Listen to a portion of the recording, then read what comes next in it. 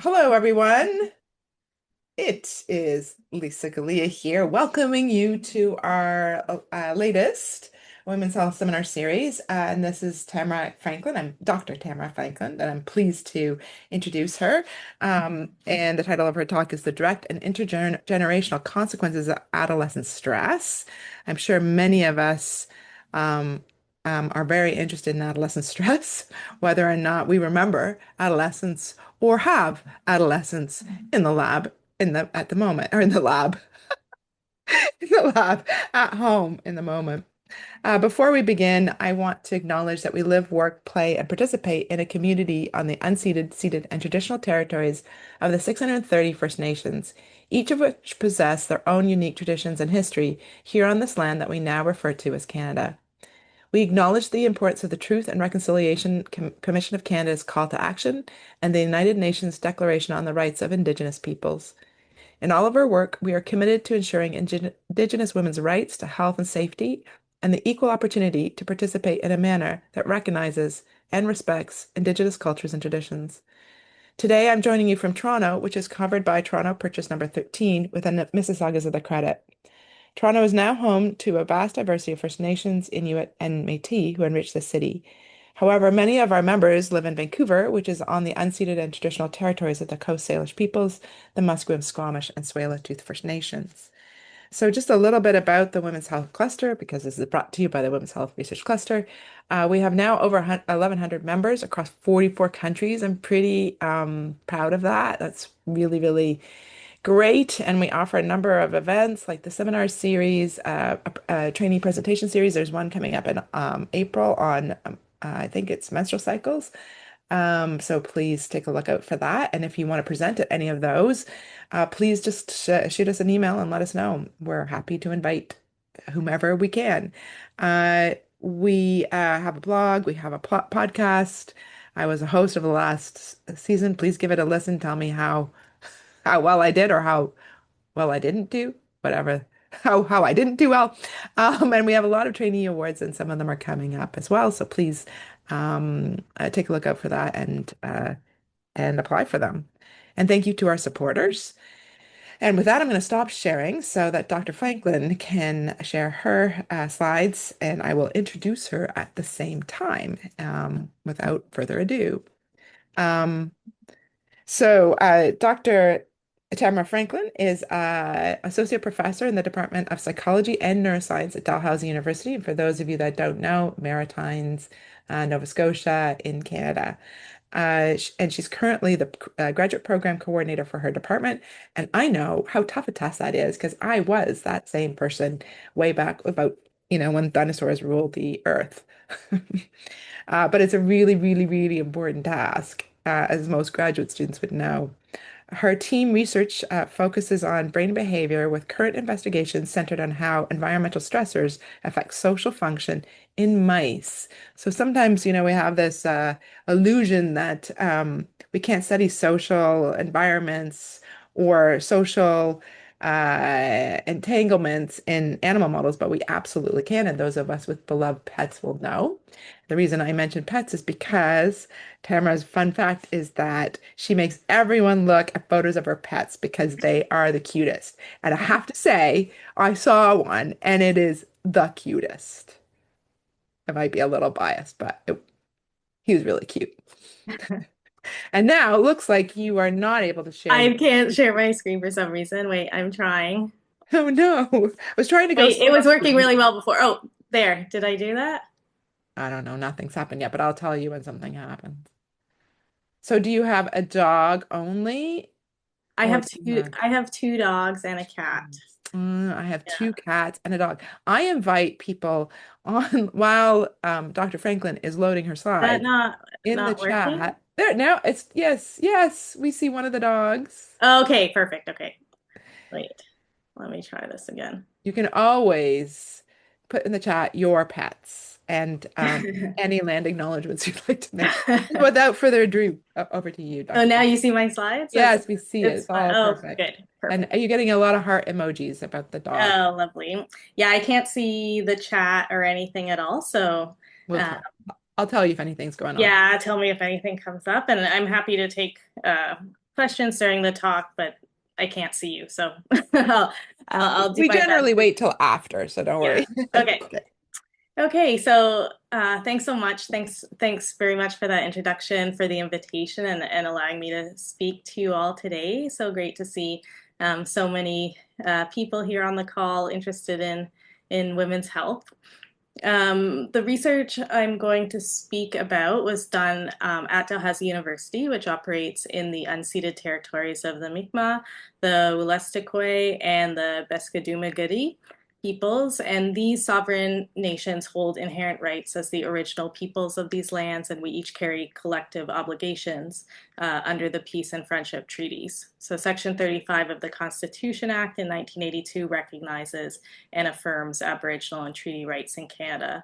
And I also recognize that African Nova Scotians are a distinct people whose histories, legacies, and contributions have enriched Nova Scotia for over 400 years. So today I'm going to be talking about long-term and intergenerational impact of adolescent stress.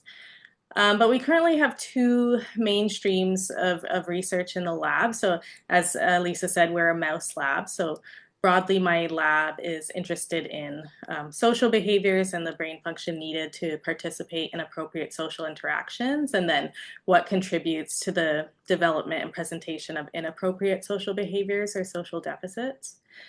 So we have an ongoing project on social hierarchies and what makes one mouse dominant and another subordinate from a neural perspective. And then we've also been recently working with a model of adolescent stress to look at the direct effects of that adolescent stress on behavior, but also the intergenerational transmission of behavioral phenotypes. And that's what I'm going to be talking about here today. But as a sort of overarching personal goal of mine, it's always to improve our understanding of women and girls. And so the experimental designs in my lab always put females at least equal to or at the forefront of our research questions. So why are we focused on adolescence? So adolescence, it's the term for the transition period between childhood and adulthood. So it's a really unique period during development in humans. It's a period from about 10 to 18 years of age. And in mice, it extends from weaning, which usually occurs around postnatal day 21, and then spans until the mice are sexually mature, which is around postnatal day 60. So this developmental period, it includes puberty and sexual maturation as sort of the major physiological changes. So it's a time where there's rapid somatic growth, the appearance of secondary sexual characteristics and sexual behaviors. So there's just a huge amount of hormonal changes and brain development that occur during this period. And it's also a period where dependence on caregivers decrease. And then there's a transition from that natal environment to the adult environment. Structurally in the brain reaches its full volume in adolescence, but across this period, it's continuing to mature. And there's a sort of a overall increase here in white matter across that period. And this expansion in white matter is presumed to be mainly the result of progressive myelination of axons by oligodendrocytes. So this enables the brain to refine its networks and enhance long-range connectivity between brain regions, but it also may help to close that sensitive period by preventing further modifications to connections. During adolescence, there is also extensive synaptic proliferation followed by synaptic pruning, and that's somewhat reflected here in this visualization of gray matter in the frontal cortex.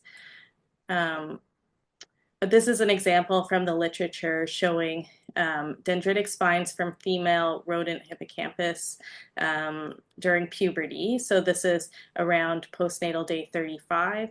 And you can see that compared to after puberty, significant pruning has occurred. And there's similar changes which are seen in males and females, but the exact timing of the peak in dendritic spines and then that subsequent pruning may differ a bit here between the sexes. Due to the sort of extensive synaptic and cellular remodeling, adolescence does represent a time of developmental neuroplasticity. And so during this phase, circuits can be sort of sculpted and refined by the environment, so they are particularly plastic to experience. And this is thought to be beneficial because it helps with the transition to adulthood and can also help prepare an individual for the specific environment that they are living in. But the period of continued plasticity can also be seen as a period of vulnerability to experiences. So there's many psychiatric diagnoses or disorders which do emerge at this stage of life. And while these could be due to developmental trajectories, which are established even earlier in development, it's also possible that environmental factors occurring during this sort of phase of continued maturation can also be playing a role. So the stress response itself also continues to develop across adolescence, and there are clear differences in the response to stress if it's experienced during adolescence compared to if it's experienced during adulthood. So in adolescence, it's thought that there's higher or more prolonged court release to an acute stressor. And there is also less habituation to repeated stressors compared to adults. So this suggests that the stress response circuits are sort of continuing to evolve across this period, and that there's that and it's that continued maturation of the stress response circuits which may create a vulnerable period for stress-induced neural dysfunction or stress-induced psychopathologies.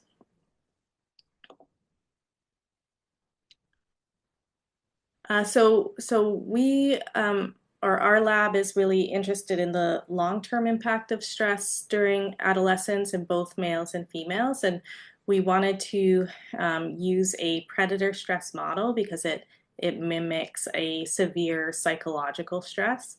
So this differs from some of the other commonly used chronic stress models like chronic variable stress, chronic mild stress, social defeat stress. All of these chronic stressors have some sort of physical aspect to them. Um, One of the benefits of a predator stress model is it also can be performed repeatedly. So, and it's thought that there's less habituation compared to some other chronic stressors, like say chronic restraint stress, where habituation is quite obvious or well documented. And unlike some of the other chronic stressors, it also can be easily used in both sexes. So something like a social defeat stress, that paradigm relies on male aggression. It's been really difficult to create a comparable paradigm in to use in female rodents for this. So we have started characterizing the effects of a chronic adolescent predator stress paradigm in mice. So the predator stress model that we perform, it's 30 minutes a day and it's across 12 consecutive days. So for this, we place our experimental mouse inside this little plexiglass box. And this plexiglass box has holes along the wall in this side, so it does allow some level of like olfactory contact between the experimental animal and the predator, which is the rat. So that experimental mouse is placed inside the home cage of the rat every day for 30 minutes for 12 days. And we do change the rat, the individual rat that it's exposed to, so that, again, just to minimize the chance of habituation across this period. For our control groups, the control is left undisturbed across the adolescent period. And because adolescence is not really linear, and there are likely windows of plasticity that may differ across the different physiological physiological symptoms. We tried to see if there was a particular window of vulnerability by looking at two different periods of adolescence. So here, the early period corresponds to an approximately prepubescent stage of adolescence, and the late period corresponds to a likely post-pubescent stage for the experimental mice. Although I do have to say that maturation stage may differ a bit from individual to individual. So after the adolescent stress treatment, the mice are then raised until they're young adults, and then they were tested in a battery of behavioral tests, which were aimed at looking at anxiety-like and depressive-like behaviors. So here we have three treatment groups. So we have the early adolescent stress group, the late adolescent stress group, and then the controls, which were undisturbed and just and included mice, which were tested at one of these two adult time points to control for these two experimental groups. The behavioral tests that we ran were the olfactory habituation dishabituation, open field test, a 3-chamber sociability test, elevated plus maze, a forced swim test, and a sucrose preference test. And so I'm just going to show you a few highlights from these studies. So this is data coming from the mice that are now being tested as young adults. So this is data from the open field showing two parameters here. So time spent in the center and total distance. To orient you to these graphs, on the left of every graph, you can see the raw data, and on the right-hand side is the effect size with 95% confidence intervals. When you see these sorts of brackets, this just indicates an overall sex difference, irrespective of stress. If you're looking at treatment group effects, really you're focusing here on the control versus early stress and the control versus late stress, and if the 95% confidence interval doesn't cross this dotted line, then there's a main effect of those. So in the open field, we're looking at the response to the center, which is the more aversive part of the environment compared to the amount of time that they spend around the edges of the maze. And we see that the stress mice, they spend less time in that aversive center area, specifically those which underwent stress during the late phase of adolescence. And if you look at the graphs here, this is really driven by the females. We also saw that stressed mice travel more distance compared to controls. So there is some aspect of hyperactivity here. And again, it seems to be the female late stress group, which is the most consistent in this effect. And this data is coming from elevated plus maze, which is a more aversive environment than the open field. So here the mice are put in this maze for 5 minutes. There are two measures, which I'm showing here: time in the closed arm, which is used again as a measure of approach avoidance to that aversive area, and then head dips as a measure of exploration. So here, the stress mice, they spend more time in the closed protected arms compared to controls. And they also perform less of these head dips compared to controls. And this behavior here in the elevated plus maze was much more consistent across males and females. So this is a summary of these results with the overall main effects and sort of interactions which were driven by strong effects in a specific group. So basically all of these measures, they indicate more anxiety in the mice stressed during adolescence. And this behavioral phenotype doesn't really seem to be completely specific to either early or late adolescence, but the effects do seem somewhat stronger in the late adolescent group. There was also evidence that the adolescent stress paradigm affects both males and females, although here the females seem to be showing increased anxiety sort of more consistently, even in the more mildly aversive open field. So now I'm going to show some results from two tests of social function. So this first one is the olfactory habituation dishabituation test, and it's used to look at interest in social and non-social cues. So I'm not sure if you can see here, but there's a little tiny cotton swab that's just put through the cage top here. And on that cotton swab, there's different odors. So they get three presentations of each odor, and it goes from water to almond, banana, and then a social odor, which is just a swab of a cage housing unfamiliar same-sex mice. So the mice are allowed to interact with that swab for 2 minutes before the swab's replaced and a new odor is put in. And what we see is that the late adolescent stressed females that they spend, shown here, that they spend less time investigating the first presentation of the social odor. So they're less interested in this novel social odor compared to the controls and the early stress group.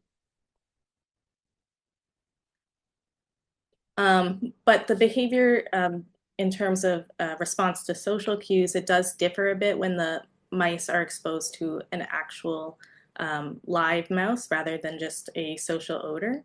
So here we put the mice in a rat-sized cage, and they're allowed to explore either a non-social cue, which is just like a toy, or they can explore another same-sex novel mouse. And we can see here that the males in particular, they show increased social preference compared to controls. It, past data on stress and sociability is a bit unclear. So some studies have found decreased social investigation associated with stress, but others have found increased sociability. And it's previously been suggested that mice with high anxiety could be trying to buffer their anxiety by increasing their social interaction. So that's one possibility here. The increased social preference is predominantly driven by the males. So we were concerned that there may be some contribution of aggression here, but we have other data, which I'm not going to talk about in this talk, but this other data suggests that the increased sociability that we see in both males and females is more likely due to increased arousal during this situation and not anything to do with increased aggression in the stressed mice. And we also looked at different measures of depressive-like behaviors. So here there was no difference in our two measures of depression. So this is time spent floating in a forced swim task where the mice are placed in an inescapable beaker of water, and we're looking at their floating or escape-directed response to that. And sucrose preference, which looks at anhedonia. And here the stress mice in any of the stress groups behave pretty similar to controls. So overall, I would say that this predator stress treatment, that there was some abnormal response to social stimuli, but no change in depression-like behaviors. Here again, the effects seem to be stronger in the late adolescent stress group.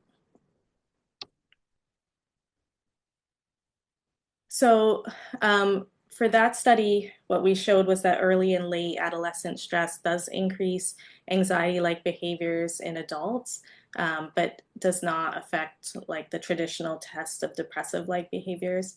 The late adolescent stress seems to be more impactful than the early adolescent stress, and that most effects are not statistically sex dependent, but we may be running into a bit of a power issue here just from observation of the spread of the data. It does seem across the whole data set as if the most impacted group were the females, which were exposed to stress during late adolescence. So we know that the mice that have gone through the adolescent stress treatment that they have this anxiogenic phenotype, but they didn't show any depressive-like behaviors in those traditional tests of depression. But it has been previously suggested that anxiety could be a bit of a precursor to depression. So perhaps the stressor during adolescence could predispose individuals to depressive-like behaviors if they experience further stressors or challenges. And so, what is more challenging and stressful than being a parent? I'm sure that these are like my own biases talking here, but pregnancy, having a baby, lactation, the sleep deprivation associated with it, it does all ask a lot of the body. And even though it's a sort of a natural and expected event, it does require a lot of adjustment and adaptation by all sorts of physiological systems. So it seems very possible that past adverse experiences will impact how females are able to go through all the body and brain changes that are required to be a mother. And this does seem to be the case because there is human data suggesting that childhood and early adolescent adverse experiences does increase the risk for postpartum depression. So we want to see if we could model this in our mice, because if this is the case, then we can remove some of the societal factors which are also potentially contributing to that human data. What's also interesting is that the human data that suggests that childhood adverse experiences increases the risk for postpartum depression also suggests that this then increases risk of disease in the next generation. And this has been a really important and interesting area of stress research because it has been shown that experiencing trauma or adverse life events can have a direct effect on the individual that experienced the stressor, but can also increase disease risk for in subsequent generations. And so this is true for postpartum depression, but also for other affective disorders like anxiety disorders or depression. The transmission from one generation to the next, it can be due to social factors. So if, for example, the prior stress impacts future parental care, that can then impact the offspring. But it's also been shown that transmission can be due to biological factors, and there's been a lot of research into epigenetic changes in the germline as biological mechanisms for the transmission of stressful experiences.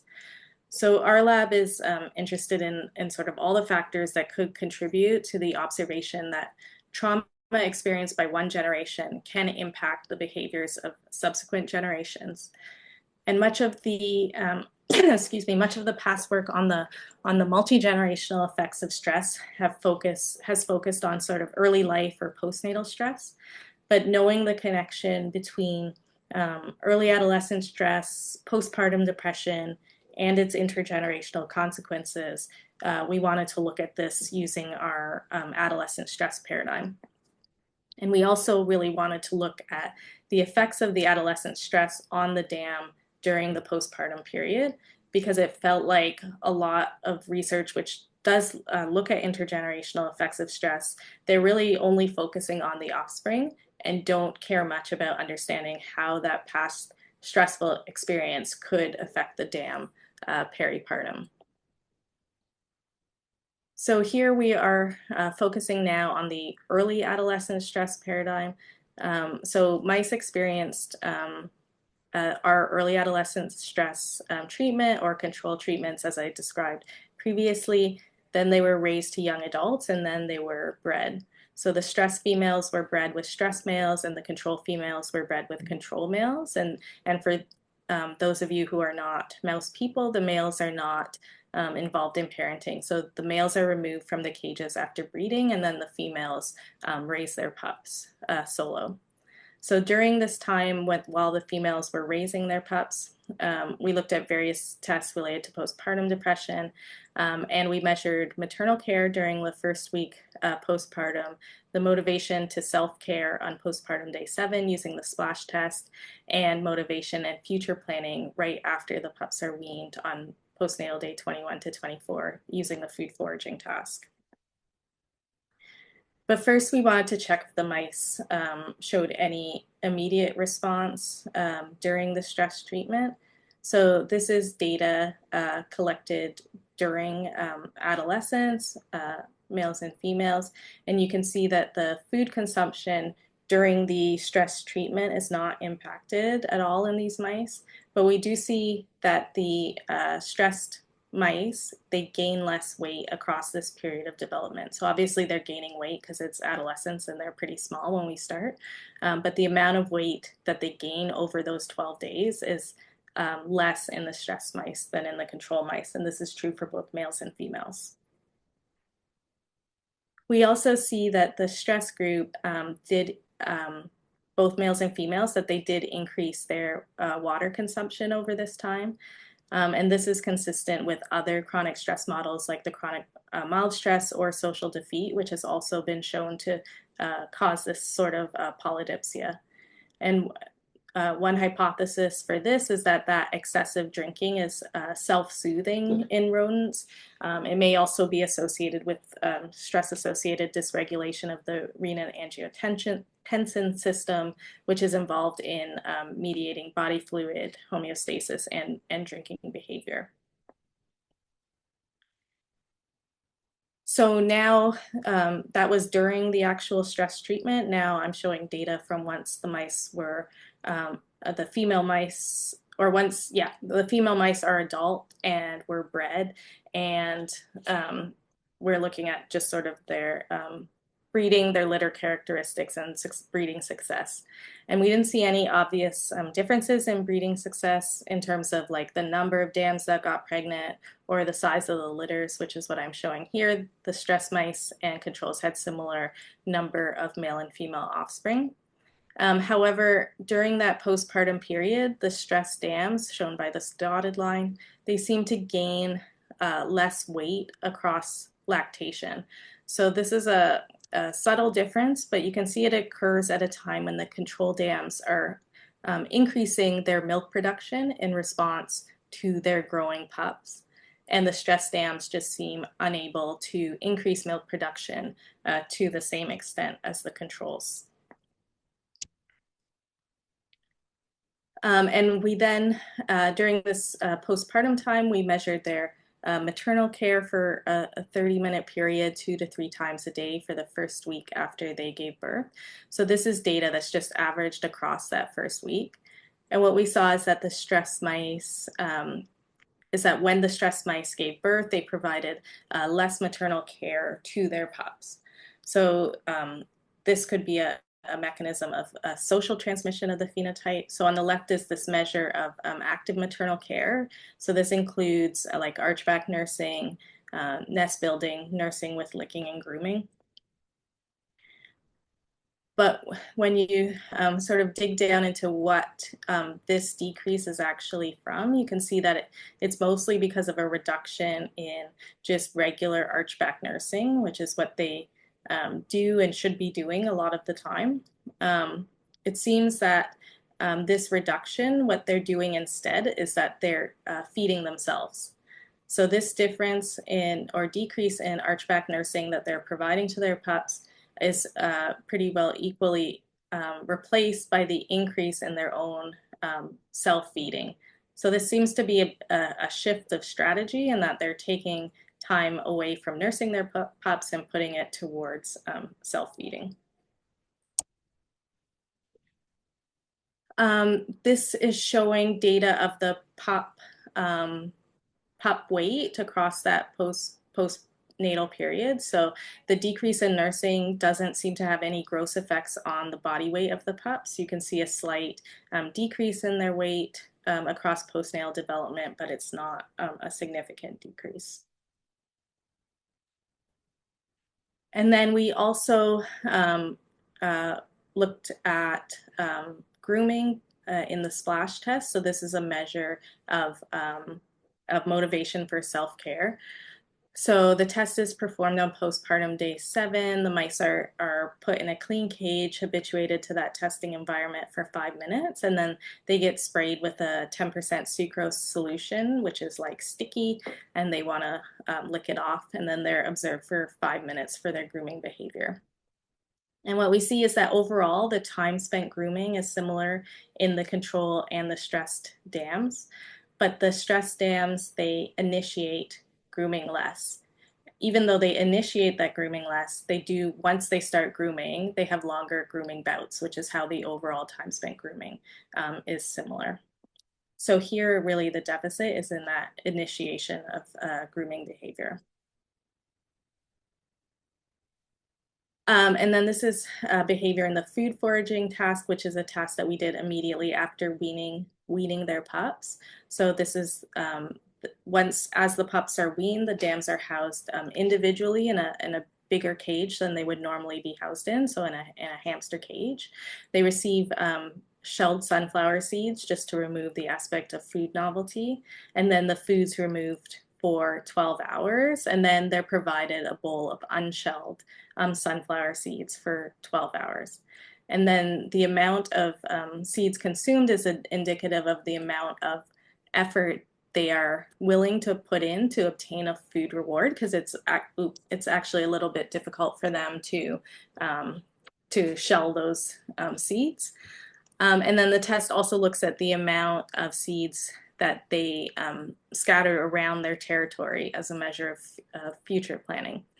So here you can see that the mice, the stress dams, that they consumed less of these seeds, meaning they were less motivated to work towards that reward. And in terms of food foraging itself, there was no significant difference in the stress mice, although we do see a slight decrease.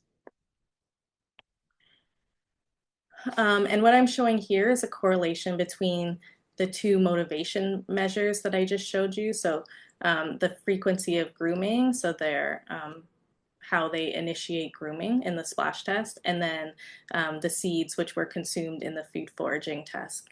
And you can see there's a significant positive correlation. So we think that these two behaviors, that they likely represent a particular trait which carries through from postpartum day 7, when we tested them in the splash test, all the way through to weaning once the pups had been removed.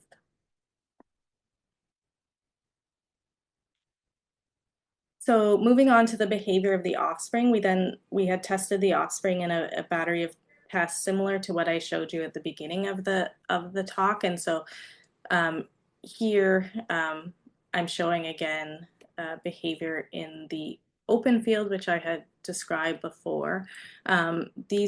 This behavior in the open field does seem to be a bit sex dependent, with the male offspring showing aspects of anxiety-like behavior. So they're entering into the aversive area less and traveling less distance overall. And as I sort of explained previously, the way we run our open field, it's a relatively low arousal environment, since we do run it in pretty dim light. This is data from the elevated plus maze, which is more anxiogenic than the open field, or more aversive. Here we see less of a sex effect. So here, both the male and female offspring of the stress mice, they display increased anxiety-like behaviors. So they spend more time in the closed arm, mostly because they're shifting strategy from time in the center area to time in the fully protected closed area.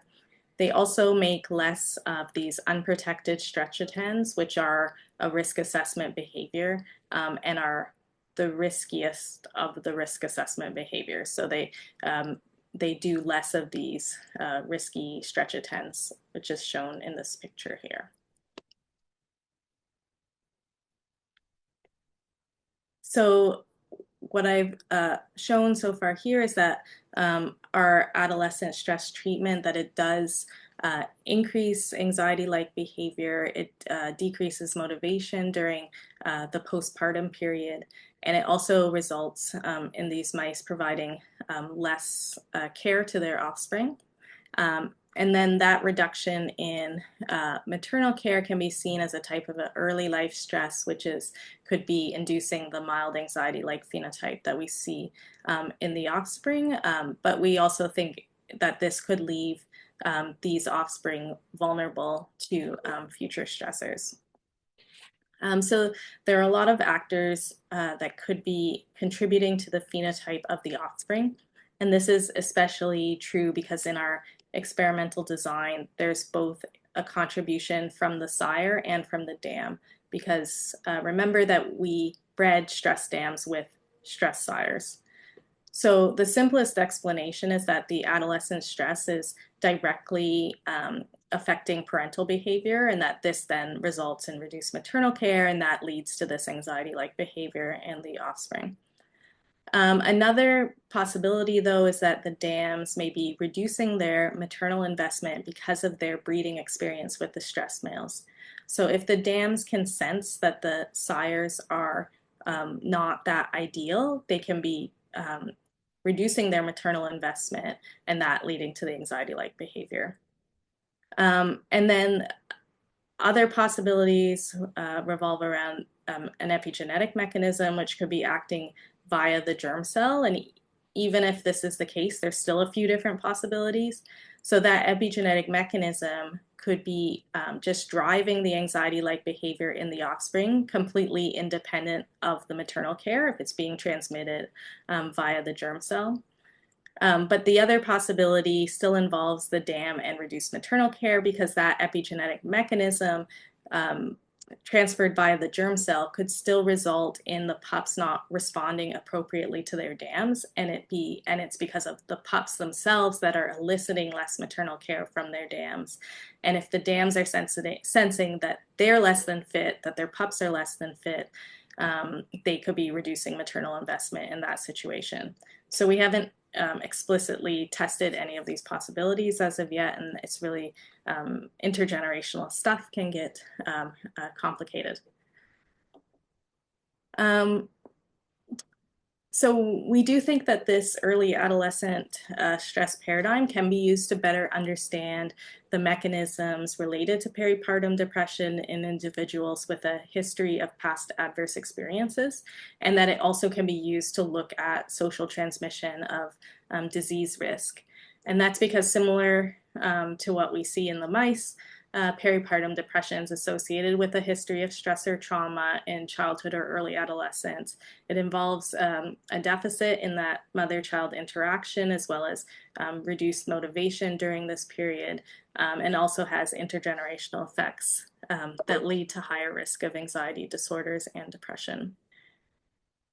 So just as acknowledgement, funders along the way over the past years, undergraduate students working on this project, particularly Millie, Alex, and Zoe, who put a lot of work into this project, and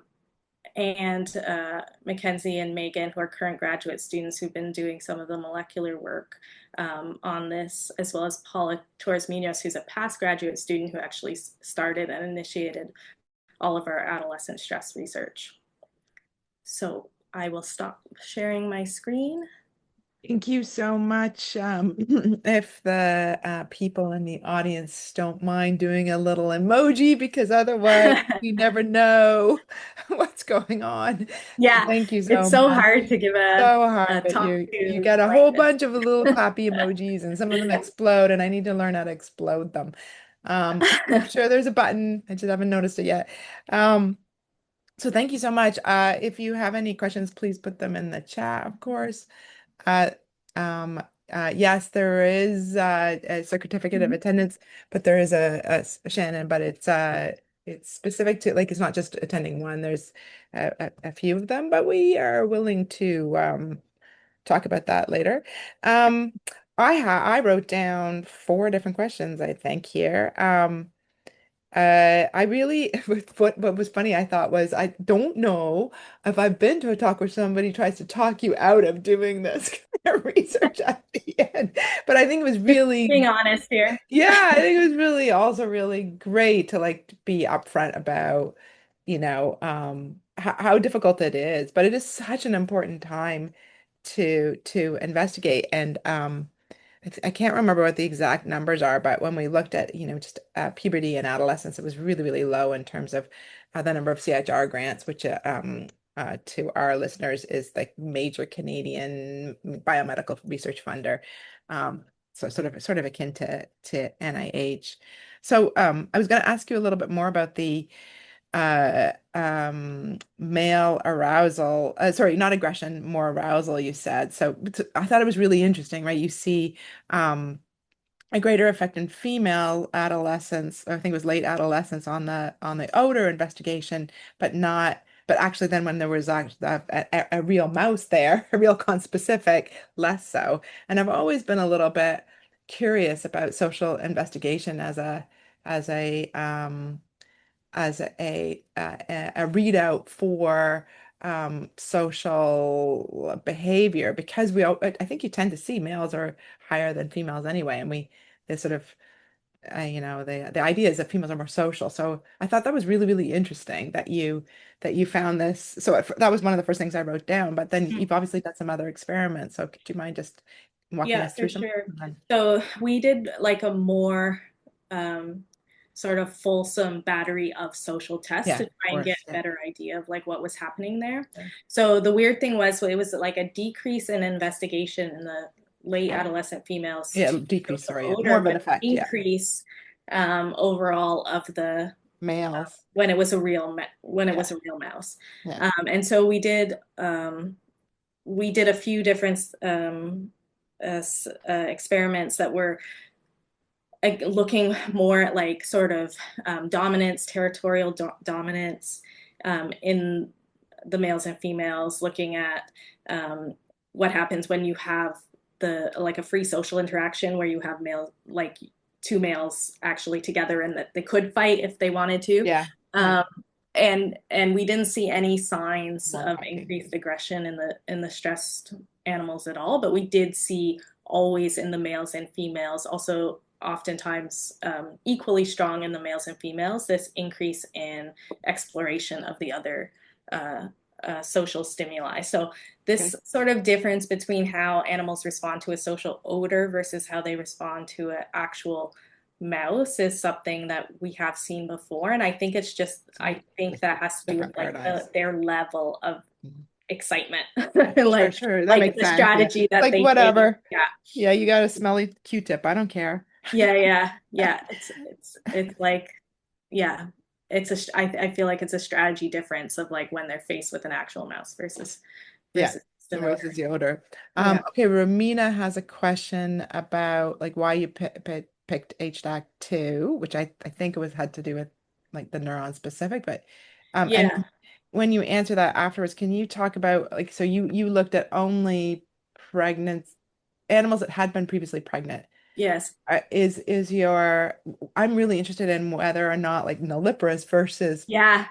Yeah. Me too. So yeah, yeah, the HDAC2. So why I picked the HDAC2 to begin with, it's a little bit, you always pick a yeah, protein in the end. yeah, yeah. But one of the reasons why is because it does have good drugs to manipulate it. So Mm, it does that's have also good. specific drugs There's Romina. already available.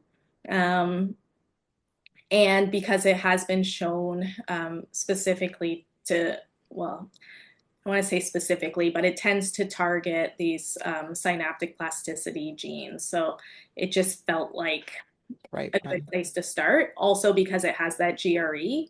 Mhm. So like it's already stress responsive. Right, It's important for synaptic plasticity. So right. like it It seemed made sense. Yeah, like a good place to start. Yeah. yeah. So we haven't tried any of the other HDACs. Like that was I'm not picking the one that worked. It's just like that is the first one that I that I tried.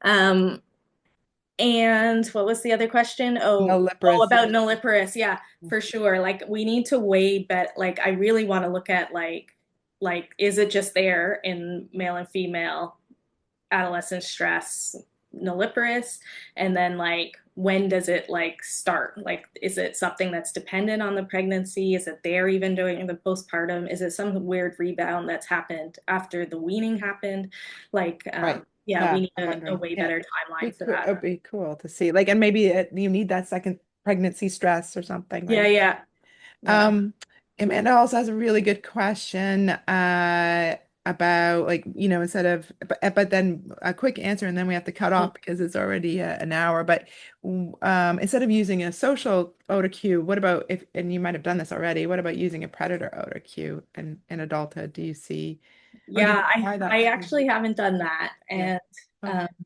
Yeah.